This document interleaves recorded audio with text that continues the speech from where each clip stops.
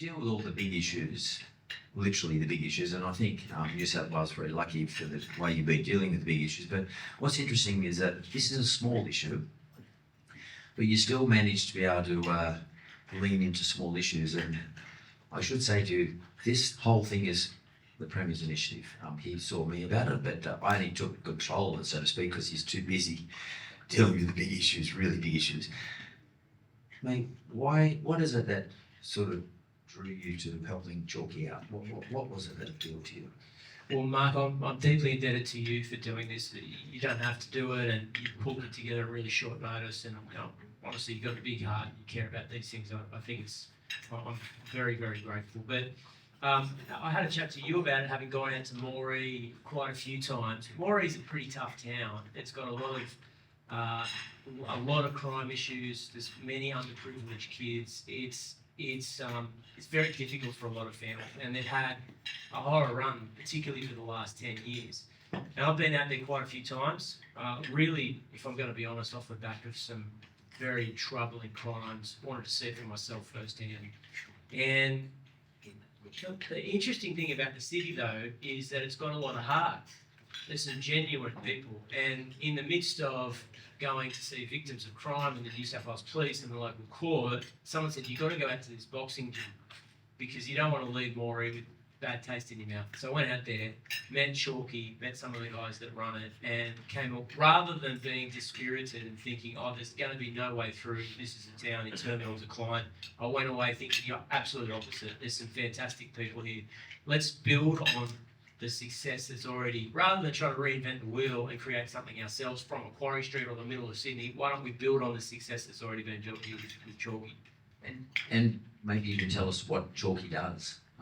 We'll get Chalky's reps up here in a minute, but what do you what is the success? What is it that you saw as a, let's call it an outsider? Well, it was presented to me as a gym, boxing gym. Go and check out this boxing gym. But when I actually got there, we extended the time as long as I possibly could.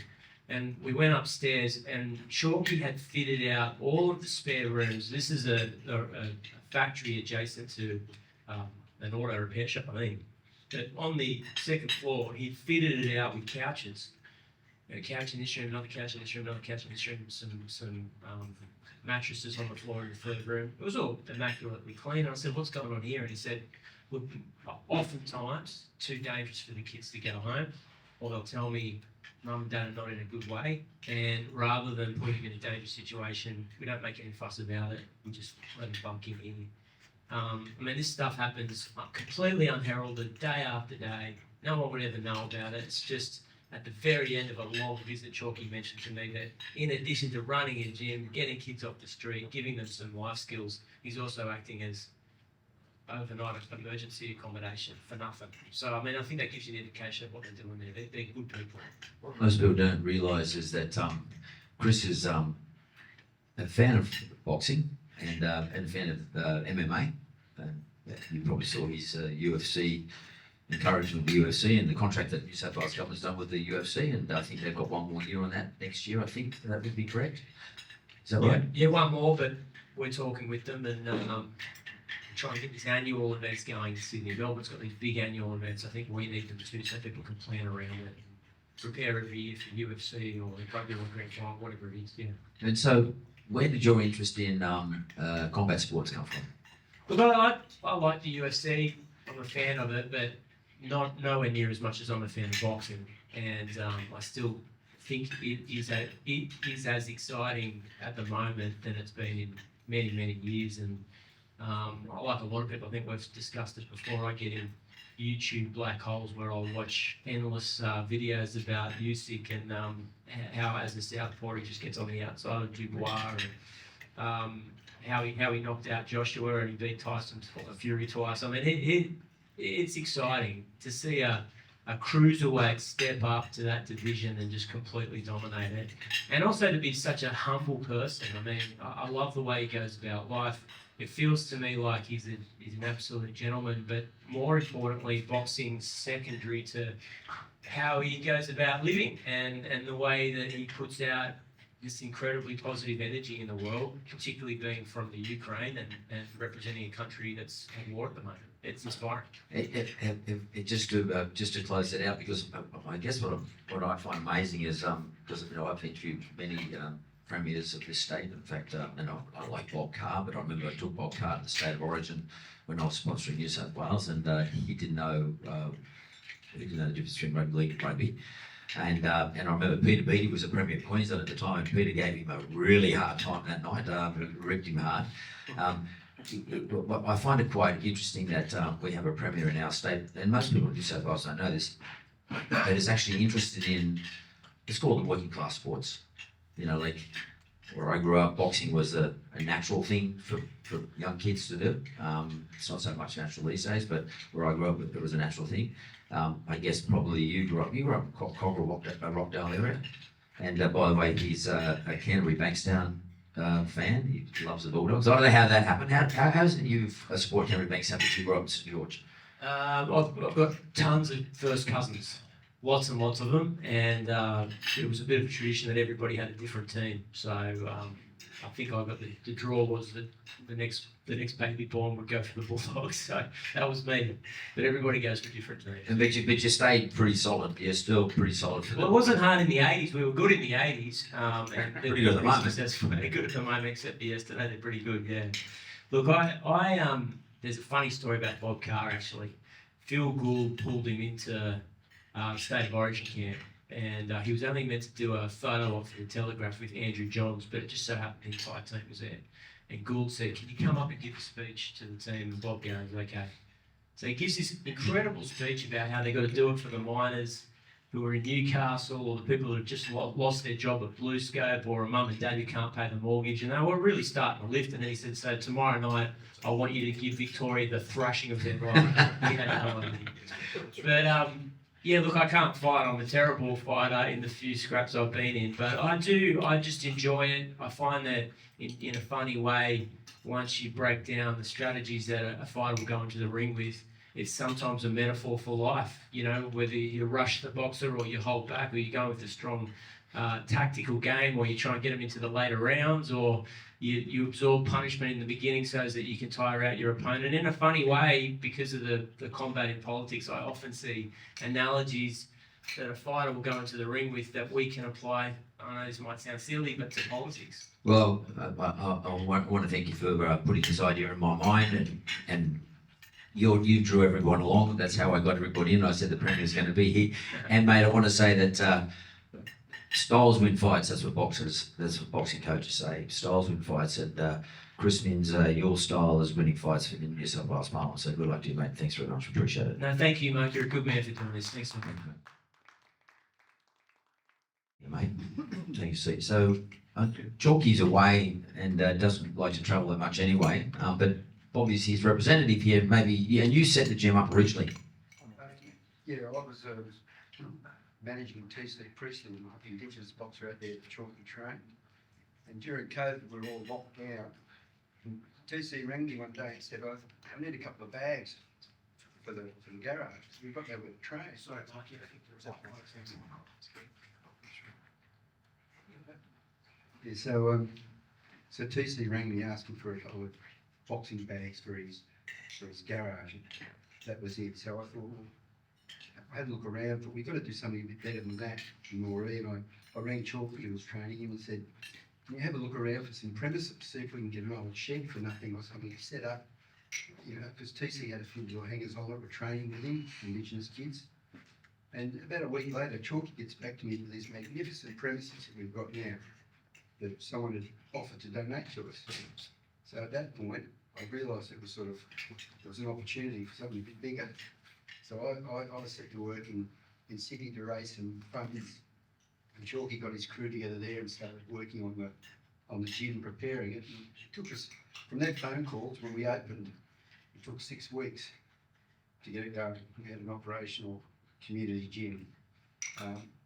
When I started, it's interesting that the issues out there in the bush with the kids and the disenfranchised kids are pretty well known. And as soon as I started speaking to people and saying, look, this is what we do and we've got an opportunity here, People, I got raised $10,000 in a couple of weeks.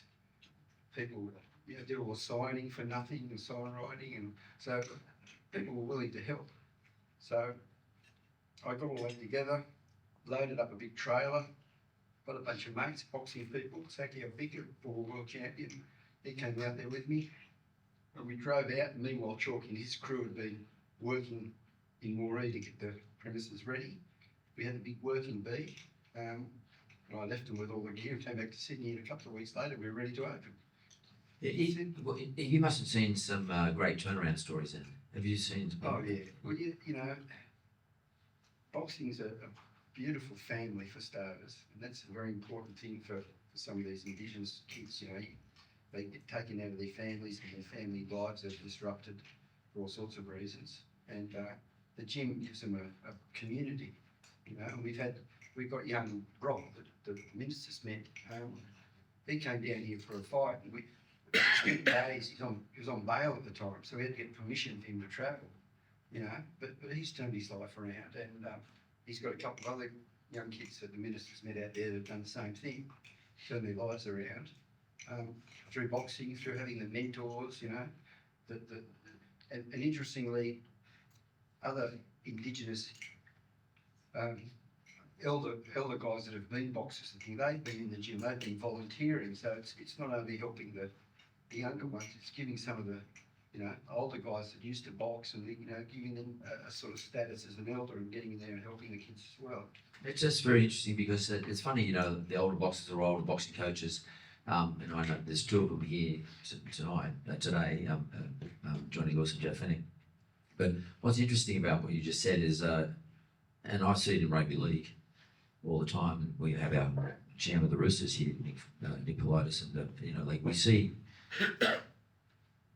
it's nearly like a privilege for older guys. I guess I fit in that category. For older guys to have an opportunity to pay forward something that they may have received from someone else when they were younger. And you just mentioned the older boxer coaches, the older boxers. They're always very willing to get out there and pay forward to these younger kids, maybe an opportunity that they had given to them. And I think probably everyone in this room, probably has had somebody at some stage just reached out to them and helped them. And that's why, I don't know if it's an Australian thing or not, but I'd like you to reflect on this for a moment, is that it seems as though there's a lot more generosity in our society than we give them credit for. I think people are much more generous, Yes, from what you're saying, exactly. much more generous than we give ourselves credit for. And sometimes we just got to just chill a little bit and just remind ourselves most Australians are pretty good human beings. Yeah. Is that your experience? I think so. When I first started reaching out to people, everyone was, what can I do? Red Energy jumped on board and gave us money to get our car set up, the Neesmobile, we call it, that the government provided for us. We got authority to use that mate. And we use that for picking up Chalky drives all around town, picking up the kids in that. And, every fighters and the point you made about the older boxers helping, I think it really gives them something to do. It gives them a purpose. Yeah, it gives them a purpose. They're putting back into the kids. Before that they're just working, and next minute they've got a gym. They can start teaching some of the things that they learned. But I was surprised at how once I got it set up, and it was a not-for-profit association.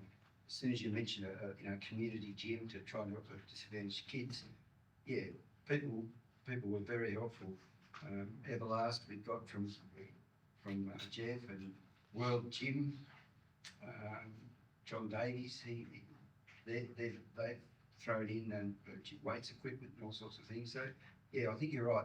The community seems to understand there's a problem, and we're happy and have been happy to help. Well, if you could just tell Chalky on our behalf, thanks very much. We're doing very little. We've given it a couple of hours or an hour and a half of our time this morning. Well, some of us got really, really early, probably a bit earlier than normal. But we're going to give a bit of money to them. But please pass on our our wishes that he can continue, and you to continue the good work you guys are doing up there in Moree, because like you can talk about the big issues, get the police up there and get this particular icon up there who might be an Indigenous person up there, and there's a lot of sort of shiny stuff around that. But at the end of the day, it's the stuff that happens that's not so shiny, the grind, the stuff that Chalky does and that you do, and everybody else who's helping out up there. So I appreciate it. Thanks very much, Bobby. No worries. Thanks very much.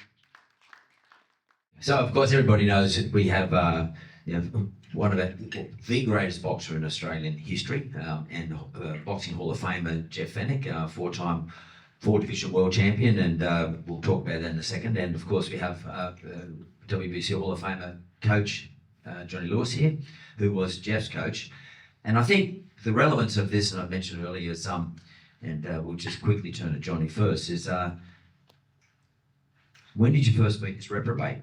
When he was really young? I mean, can you sort of talk about how you met him and what was the process of when you met him? Yeah, I can still remember it as if it was yesterday, and a mad follower of rugby league and boxing growing up.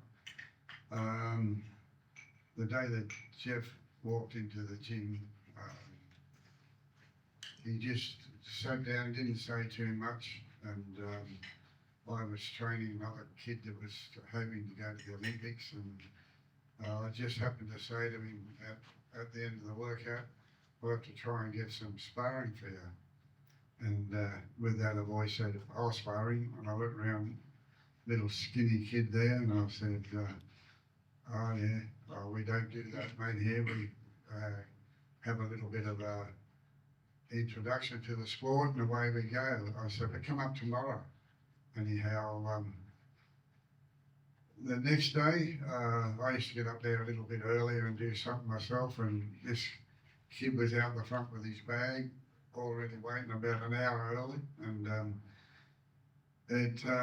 everything he did assured me that this kid was one in 100 million, and the progress, like it's marvellous how that kid, I wouldn't let him sparring, and when I finally let him sparring, the kid belted the shit out of him.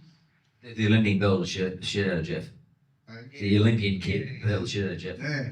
Anyhow, I said, "Mate, you got to come and start training." They sparred again about 2 weeks later, and the ship was flying, but it wasn't him. It was the other kids, and just so quick the progress. Like I never a record second to none. Robbed of an Olympic gold medal. Turned pro. And there's another story that we had an offer to fight for the world title after 6 fights, and nowhere could that ever be achieved. And I said to Moree, "No way," and kept on knocking it back. And Jeff was really wild about it, like he wanted to fight there and then. But anyhow, we finished up. We decided that we'd go ahead with it, and I think the day before the fight, 10 experts predicted the result. 9 of them said that we're in for a belting, and one bloke called Jimmy Carruthers said, "I think Jeff's up for it." And on the Friday night, Jimmy Carruthers showed that he not only was good in the ring himself, he was good out of it, and Jeff won by knockout, and his progress from then on is, I think it's second to none. We fought anyone that they put up for us. We didn't need anyone that couldn't fight. Morty done a really good job bringing out good fighters for him, and Jeff done a better job by turning them back. Jeff, can you just tell us about the story? Can you give us your recollection now? Because what were you doing before the day or the weeks, months before you turned up at Johnny's gym? Like, I think you might have even been in Johnny's gym before he even knew about it. Just before that, I'm just going to say, quite obvious Johnny hasn't been punched in the head like us, remembers a lot of things, but I'll never forget the first day I went up there. I didn't go up there to box. I went up there with a group of friends because we wanted to find somebody. We wanted to beat up. And the last room I looked in was the last room that had boxing on it. We looked in there. The people were there that we were looking for. And I sat down because I seen one of my schoolmates who was Mark Fripp, who was Australian champion. And then I heard this old guy say, well, he was not old then, but I heard this guy here say, it'd be great if somebody sparred him. So I volunteered, and after that first day that I sparred and I got beat up, Johnny walks over to me and says, "Oh, mate, that was really good. You got to come back tomorrow. You're on it." And in my head, I couldn't say no because some of my friends were there. But I'm thinking, not a chance in the world am I going back tomorrow to get bashed again. Anyway, for some reason I went back, and this man, the PCYC, and the Police and Boys Club changed my life. I'm here today.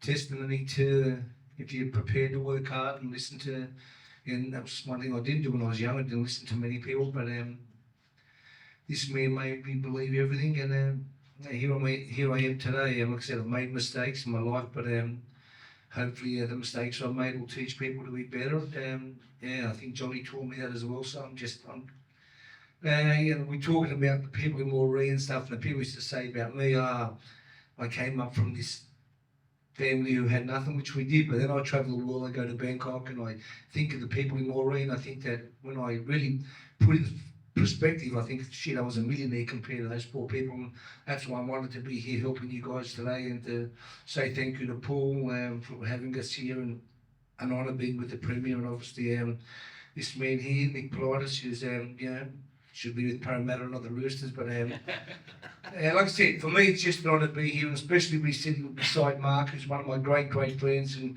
with Johnny, and to know that we're doing something that we're capable of doing, that's helping society where it needs to be helped, and that's what I really want my legacy to be. I don't want my legacy to be about me being a 4-time world champion. I want my legacy, which is growing at the moment, about helping people and making Australia a better place, because without Australia, without the people who helped me, like I said, I just wouldn't be here today. I'd 100% be dead or in jail. Maybe you just, because I think the relevance of this too, Jeff, is maybe you just give us a little bit of a description of what you were like. How old were you when you first went to the gym, and what were you like? What was going on in your life? I was 17 and a half when I went to the gym. I played I played Matthew Shield when I was 14. SG Ball when I was 15 and 16, Jersey Flag when I was 17 and 18, and I was 47 kilos, so I made every rep team, and all they want to do is be a rugby league player. And I just walked in and to the PCY, so like I said, we didn't walk in walking, we kind of stormed in, a few of us, to look for some people we wanted to beat up, and my life changed. I met this guy here on my right, and Why do you think of boxing? What is it special about some boxing trainers? Not all of them are the same, but someone like Johnny, and by the sound of from Chalky, who I haven't met, but it's the same sort of thing. What is it about those individuals that can turn a young person's life around? Yeah, I'm honestly say this. Johnny's the Wayne Bennett from football to boxing. The first and foremost thing is your family and you.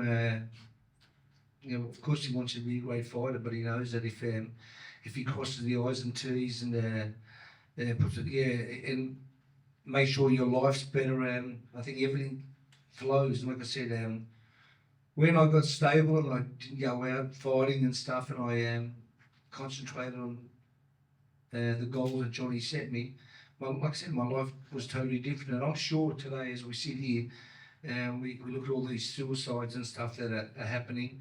But like I said, once they're done, we all go home, what could I have done? What could I have done? Well, I honestly believe that we should be thinking of that before anything happens. Whether you think that will happen, whether it's not going to happen, we just need to be, as parents, you need to spend time with your kids. I go to restaurants, I go there every day. I eat out every single night, and I see these little kids just on their iPads, and their mum's going to have a great time, 9 o'clock, 10 o'clock.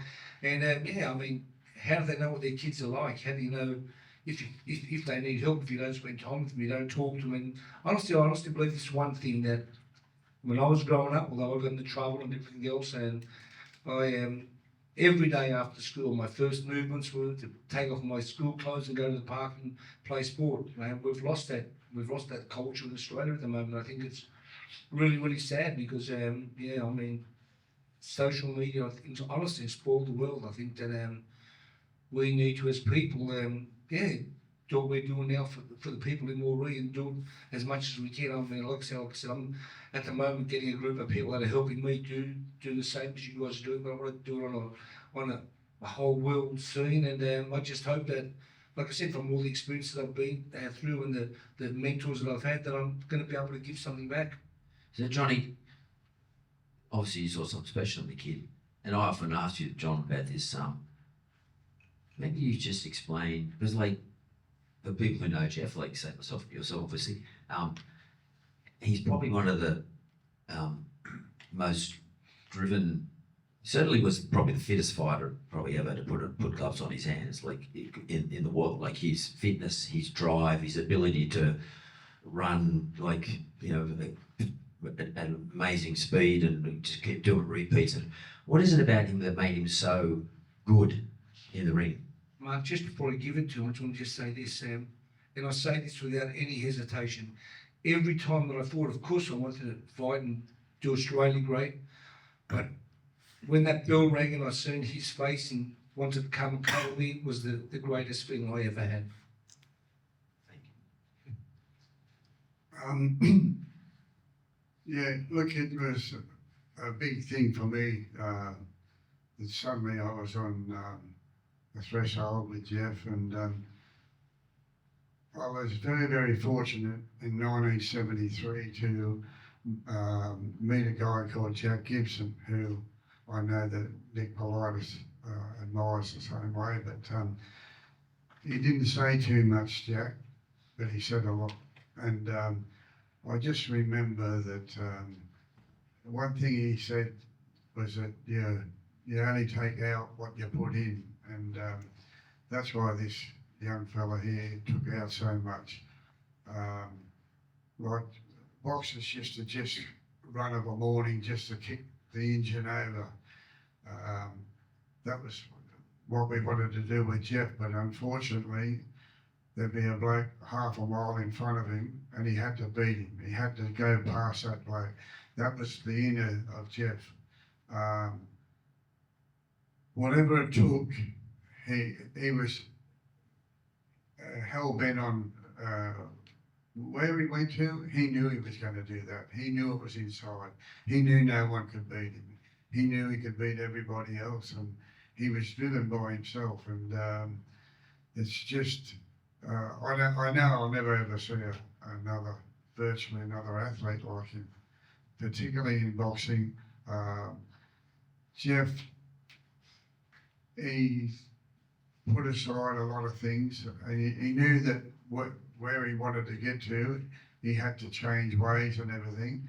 But the one thing he never did is that in our gymnasium, when we had a lot of kids, a lot of Indigenous kids, a lot of, we had Yugoslavs, we had a whole lot there, that Jeff was sponsored by the various brands of Moree and so forth.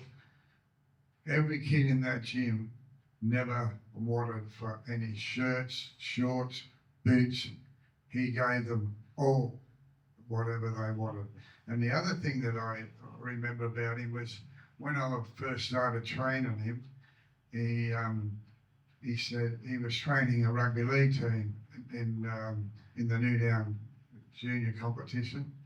And I went down and watched the grand final, and they were coached better than our first grade side was. He done a remarkable job. He loved rugby league, and I know that even though he was small, his heart would get him through with it. But his ability to hold the dressing room and get these kids out there, they won the competition. And he had to put that on hold for his own thing, but he very, very giving person, and he just always, there was something every week that made me love him even more. It's just never self-centered, and it never forgot the kids. He knew how hard it was around Erskine or Newtown. So no one better to pull them up and give them hope than what Jeff did. What do you guys think about the future of boxing in Australia now? So, we had our Premier to talk about a moment ago saying, he loves boxing and we've got some great fighters out there at the moment. I was just thinking about Jai Bataille the other day, a wonderful cruiserweight fighter. And we were talking about Usyk then, and I'm thinking to myself, will Jai one day ever, will Usyk go back down to cruiser and fight someone like Jai? I mean, or will Jai go up? But what do you think about the boxing scene now in Australia? How do you think we're going? Honest answer. Yeah, well, I've tried to reach out a little bit to you, not real aggressively, but I'm worried about it, and yeah, I think that I think we need a body that can govern our sport. I don't think there's enough expertise with the mob that are doing it, and the one thing about I think that the main thing that you get when you venture into boxing is discipline, and I don't think we're getting it. That's my opinion there, worry. I'll just say this really quickly, and I said the mark, and I've been in trouble for being pretty outspoken. But listen, if the sport's run by guys who should be wearing red noses, the clowns, and the sport will never get better. I mean, if Paul couldn't put on a beautiful breakfast that he's putting on here, he wouldn't be here. If the guys filming this with the camera today couldn't do that, he wouldn't be here. We have referees and judges who've never fought in their life, and they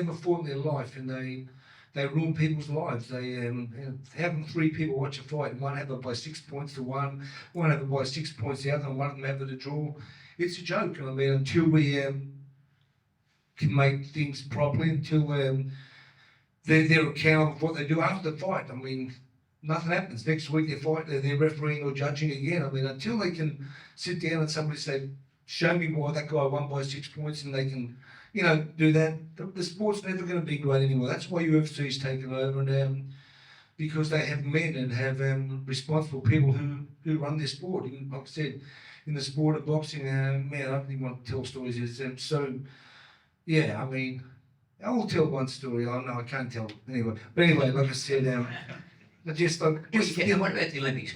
Let's go back to the Olympics. Yeah, When you fought in the Olympics. Look what happened to me in the Olympic Games. I mean, here is I win a fight by the judges, the jury overturned it. Arthur Tunstall doesn't even appeal to say how can and it was the first time the jury had ever been there, and the jury were just there as a boys' club because they got some more clowns to go and sit ringside because it's all a boys' club, and I mean, Australia didn't even protest that I lost, but the great thing is, and I'll never forget it, when I got on the plane, because I came home early, listen, the greatest thing when you go to the Olympics is, of course, first thing is you march for your country. I couldn't march because it was the day that the march was when I had to fight that night, and it was very, very hot in LA, so I went there to win the fight. As much as I would have loved the march to all my friends in Australia see me. And then after that, it's about competing. So I competed and I done the best I could. And like I said, I won. And my decision was overturned. And then the next greatest thing is when you go to the Olympics, the after party is like the party of your life. Everybody from the whole world meet up and enjoy themselves. I didn't go to that either because once I lost the fight, once they overturned my decision, I rang Johnny and said I'm coming straight home. And one thing that I told the Olympic organisation back then, I said, if you can guarantee that Johnny's going to be in my corner at the next Olympics, I will stay amateur for another 4 years. They said no, so I turned professional. And in 196 days, I was world champion because of this beautiful man beside me. And you fought the person who won the gold medal. I fought in my second defence of my world title. I fought the gold medalist and I knocked him out in the 14th round. But had some real bad circumstances. We were in a health farm for weeks because I broke my hand and I fought with a broken hand. But no, we've had some good stories. And by the way, they were 15 rounders. We're talking 15 round fights. That's pretty rare. And the 14th round. And Johnny, you might be able to just reflect on this.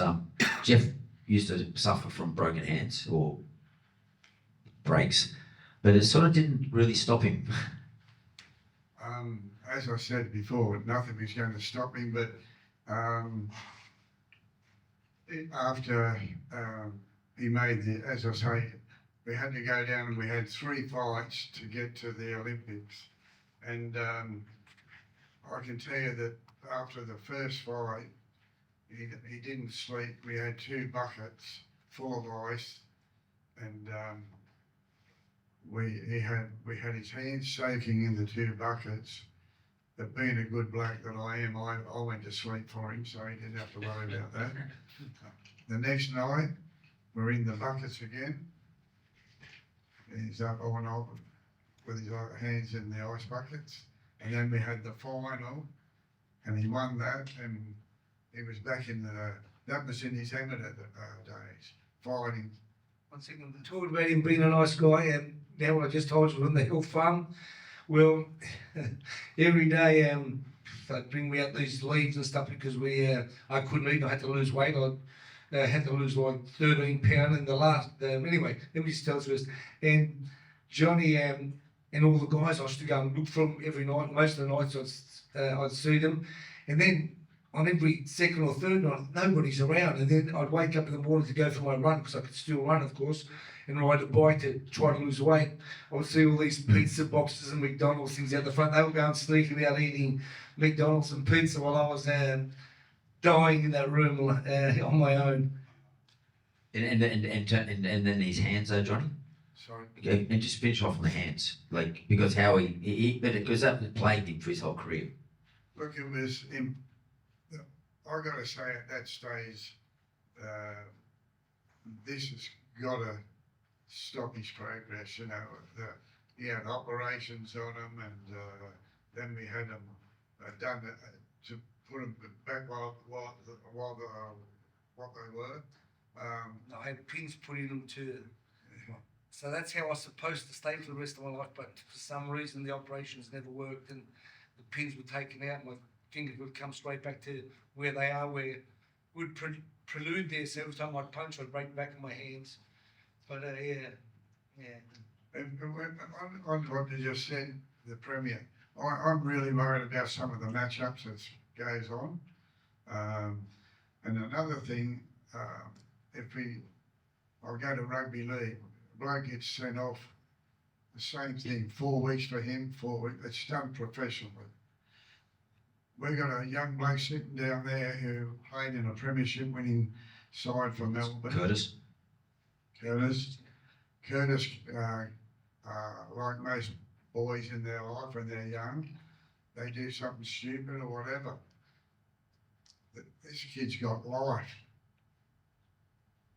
on rugby league and boxing. He's undefeated in boxing, and mate, why is this? How can these guys that can't do much for the sport of boxing come out and give someone a life? What's their credentials to do that? Everybody deserves a second chance. I don't care who you are, what you are. If nobody's prepared to give you a second chance, then there's something terribly wrong with them. And like I said, I've made stupid mistakes, but I've been blessed to, whether I've had a second chance not to go and prove that I can do things again and you can change. We can all change. And I think that's why we're all here today. We're trying to change a community to make them better. And I look around the table and I see one of my great friends, John Rocker, who has helped me and supported me with all my boxes. And I couldn't even tell you for how many years. It's been so long. I'm blessed to have all these people. And I mean, like I said, it would be good to be able to sit down one day and go through a few of these people who've made mistakes and give them a chance again. Like I said, this kid was most probably the most talented guy in rugby league. At age 18, he played, first grade for Melbourne Storm when they were at their best. And like I said, he made a mistake. And like I said, I just spoke with the Premier, the police commissioner and stuff a few weeks ago. And when I walked out of there, it made me so proud. All these guys taking photos and stuff with me. Because I had a second chance. I told them the police and youth club gave me that chance to to speak in front of the commission and all those people, and it made me really, really proud. I mean, if somebody makes a mistake, I mean, there's a time where you should be able to go back and say, listen, this guy's been punished enough. Give him the opportunity to show that we all can change. We're all, we all make mistakes. And like I said, I love Johnny for saying that, because one of my young boxers 2 years ago nearly now threw a plastic bottle of water at somebody, and he got 3 years for throwing a plastic bottle of water at somebody. I mean, it's just a joke. That's never happened in the sport of boxing before. It's a Muslim Lebanese boy, so sometimes I think it was because he's Lebanese, but I hope not. But like I said, there's been people in the sport of boxing like myself who have done much worse than that, and nothing's ever happened. So I mean, like I said, until we have good people around our sport, we have people who've been involved in the sport, I never think boxing is going to get better or stronger. Well, ladies and gentlemen, I think, as ladies said, gentlemen, ladies know that, gentlemen, I really appreciate your honesty, both of you. And I think that in a small gathering, and this is sort of Chatham House rules in this group, I think that your honesty is like highly valued from all of us in relation to how you've changed your life, how Johnny, some introduction to someone like Johnny has changed your life, and probably really how hopefully Chalky and Bobby and all that their entourage can help change the lives of kids in Moree and do something really positive at a really, we're talking about a really small factor here. We're not really sort of doing something like the treasurer from New South Wales, Mookie, he's not sort of building into his budget some money to put in Moree. This is something small, but it's also, but I think it's really big. It's also really large, and it sort of comes out of generosity, and it comes out of people not making judgments on other people. Well, hopefully we can start in Moree, and we can do it in many other places. There's a lot of places that need help, not just Moree. 100%. Well, thanks very much, guys. Appreciate it. I just want to say thank you for giving me the opportunity to be with the Premier and some great people who I know, and I'm sure Johnny feels the same. Thank you so much.